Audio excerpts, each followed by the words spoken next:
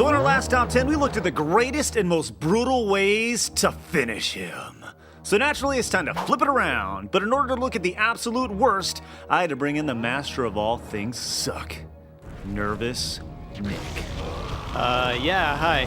But just so we're clear, we're not looking at just the fatalities. We're looking at the worst ways to end a Mortal Kombat match, period. So, hey, I'm Stuttering Craig. And I'm Nervous Nick. For Screwattacks, top 10 worst fatalities. Number 10.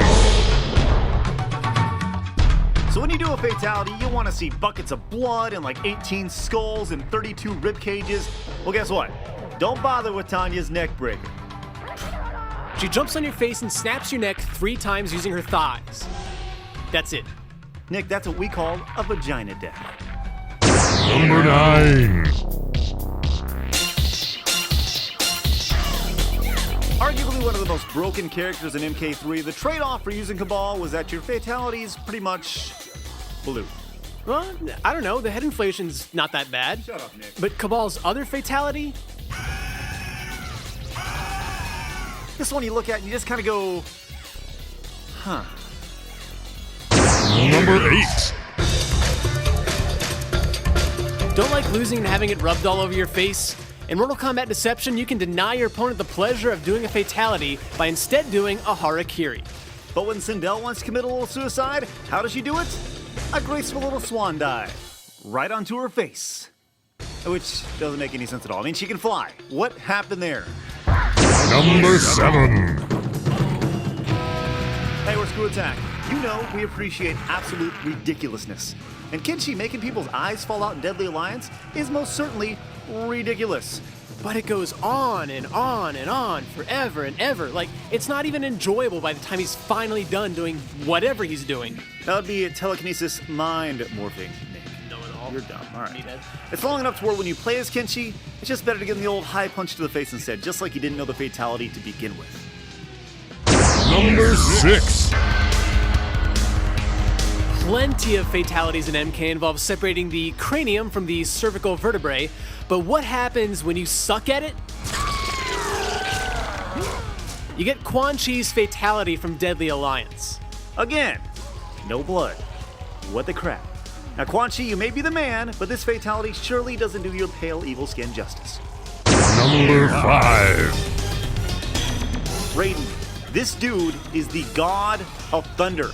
He controls freaking lightning and all that other cool stuff. So, what happened here?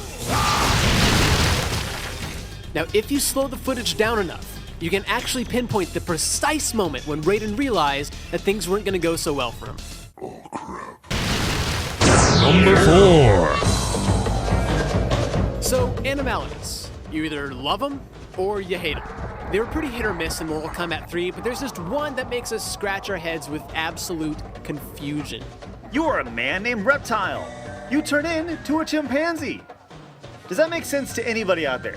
He could have been like a velociraptor or a stegosaurus or some sort of brachiosaurus or anything. But nope, we got Diddy. Number 3. Look, when you finally get your chance to play as a towering centaur man with a laser-firing tail, how can you not have high expectations for this huge fatality? But all Motaro does is gently place his hand on your head and pull it off. With just a little squirt of blood. There are way too many beheadings in Mortal Kombat as it is, but with Motaro, it's not even fun to watch. It could really use a sound effect like this one, or this one, or this one, or this one, or this one. Stop it. Or this one. Number 2. Like we said in our last top 10, Liu Kang had the most iconic fatality in Mortal Kombat 2. But in Mortal Kombat 1, his was by far the lamest. And if you notice, the screen doesn't even go black. I mean, it's like the game itself doesn't even deem this worthy of a real fatality. Some people rip out spines, others remove vital organs, but Liu Kang just does gymnastics. All right, recap time before we get to number 1. Number 10, Tanya's neckbreaker. Number 9, Cabal's scary face. Number 8, Sindel's harikari. Number 7, eyeballs go pop. It's a home run. Number 6, Quan Chi's neck stretch. Number 5, Raiden blows up. Number 4, Reptile turns into a monkey or something. Number 3, this sound. Number 2, Liu Kang does a cartwheel. Whee! It's number 1. This is the trailer that got everybody thinking, holy crap, I'm going to kill Batman and Superman?